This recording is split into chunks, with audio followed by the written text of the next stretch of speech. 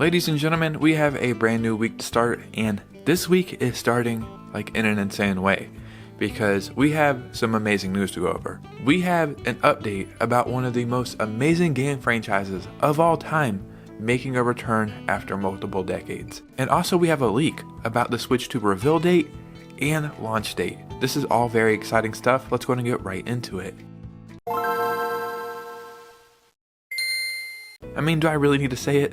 Another week without Nintendo coming out and saying something about the Switch 2, but I don't even know what's going on at this point, because it seems like sometimes Nintendo remembers like their YouTube password or their Twitter password and they say, hey, I can log in, why don't I make an announcement? And then they do that at just the most random times. If I'm remembering correctly, when they announced that the Switch 2 was indeed backwards compatible, they just made a tweet at 9:30 p.m. So yeah, who's to say they won't make an announcement very soon? But regardless if they do or don't, I have the news that you need to hear. So before we get started, if you could hit a like and subscribe, that would truly mean the world to me. And let's go ahead and get right into this video. So before we get into the Switch 2 news, I need to talk about one of the most beloved and important and amazing gaming franchises of all time. I don't make video games, so I don't know what goes into it. But just bear with me for a moment. If you made one of the best video games of all time, right? And then people loved it, so you said, hey, I'm gonna make a sequel to this game. So then you did that. And the whole world loved that as well, and the game was groundbreaking and way before its time, and it still holds up 20 years later. Why would you not make a third game? It's almost like shooting yourself in the foot or winning the lottery and throwing the money away. I can't wrap my head around it. So I don't know why decisions like that get made, but you know what they say, better late than never.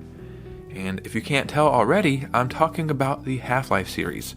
I'm not exaggerating. Go back and play Half-Life 2 right now. I'm pretty sure the game came out in 2004 and it still holds up all these years later.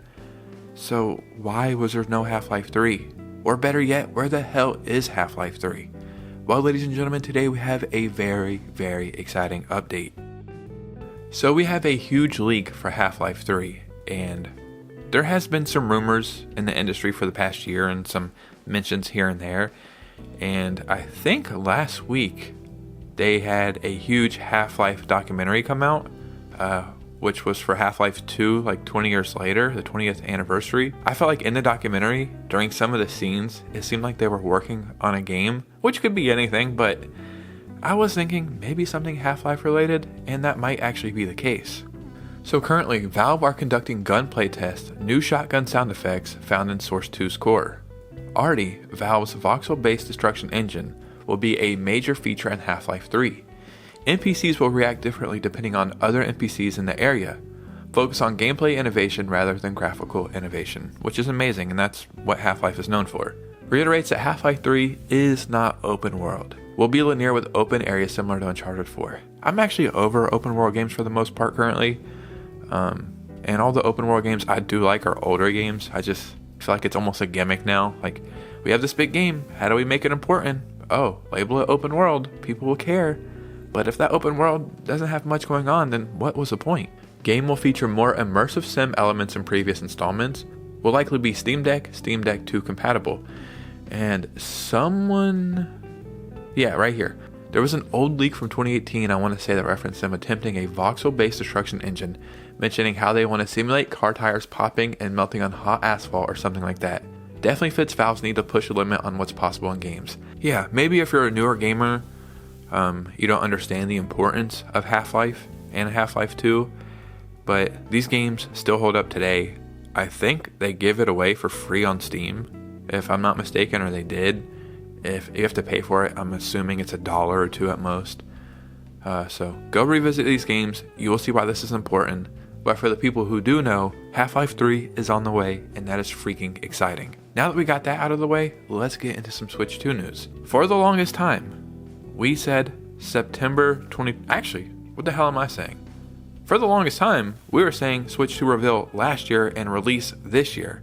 But once it got delayed, we all assumed September 2024 would be the Switch 2 reveal date. That came and went. Then we said October. That came and went. While November would be cool, it just doesn't feel right for the Switch 2 reveal, even though we got like rumors and leaks a few weeks ago that it's happening this week. That came and went. December, I feel like it could happen, but I think we're probably going to get a Nintendo Direct in December or some kind of presentation because Nintendo doesn't have a real lineup for December so far. But we have a big update today. Well, actually two, and one kind of confirms the first one. So let's go ahead and get right into it. Famaboard posts talk about the Switch 2 release date and hints at the next Pokemon games after Generation 10 and DLCs. And every day on Famaboards now, because Nintendo has actually been taking down leaks.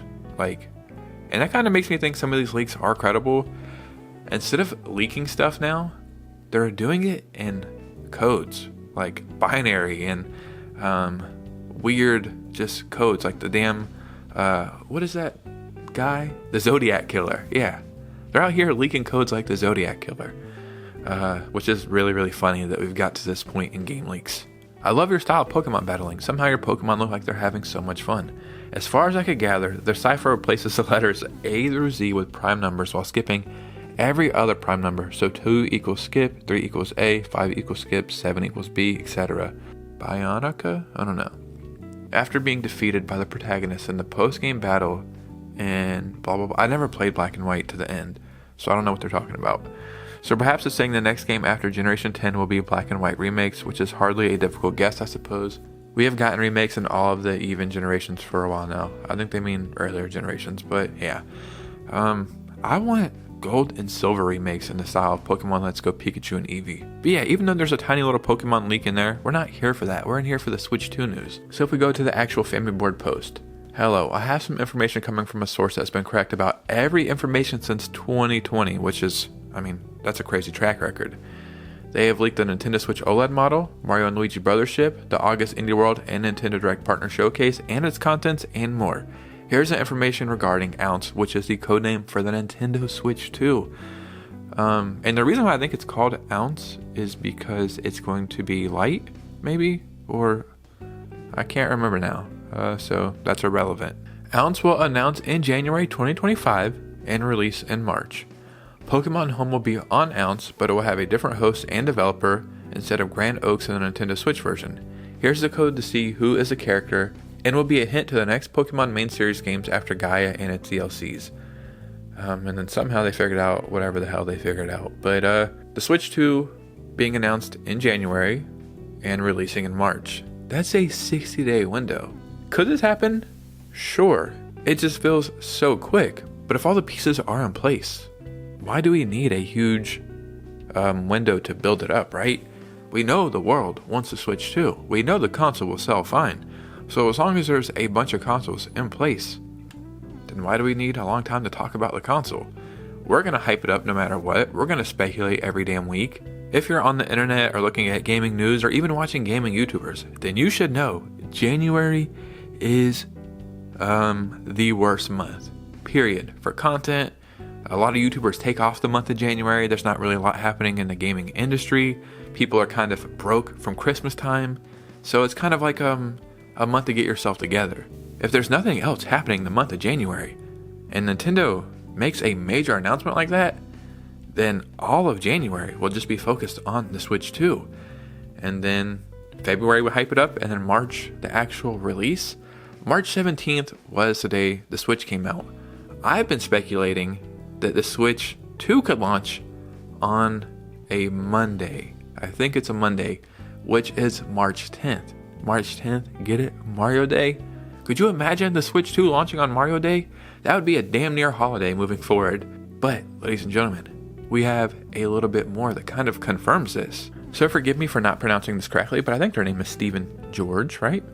Just got an email about an upcoming game that includes this line. Rolling out Q1 2025 on PC, which is Steam, Xbox One Series X and S, PlayStation 5, and, ready?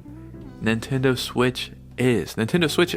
That Switch 2 is right around the corner, man. Very curious when Nintendo will tell us about it. And Nintendo said themselves they will reveal the console before March 2025, I believe. So yeah, I don't think they'll reveal it in March. January sounds good. They're saying Q1 right here, which could also line up with January. So with the Famaboard leak and now seeing this, January might actually be the damn reveal month. So, I mean, look, we're at the end of November, right? We'll just say November is done. if we don't get it in December, which we have the holidays, so I mean, I feel like it won't even have the same impact if they did announce it in December. And truth be told, it might actually hurt holiday sales in December. Everybody who wants a Switch already has one, but you could just get that last little bump towards having the best-selling console of all time. So if you announce the Switch 2 in December, people might think, hey, I'll just wait for the Switch 2. I won't buy a Switch. So I feel like December it doesn't make sense to reveal the console. January now makes perfect sense, and all signs, in my opinion, are pointing towards January. But ladies and gentlemen, what do you think? Because your opinion matters most over here. So in the comments below, I would love to hear from you guys. If you made it to this part of the video, I truly appreciate your support, because you could be anywhere else in the world right now and you're right here watching this. So if you could do me a favor and hit a like and subscribe on the way out, and follow me on Instagram, because we are growing over there. We're getting very close to 400 followers, and that's pretty cool. So join the community. But you guys know me, I will see you very soon with a new video. Peace out.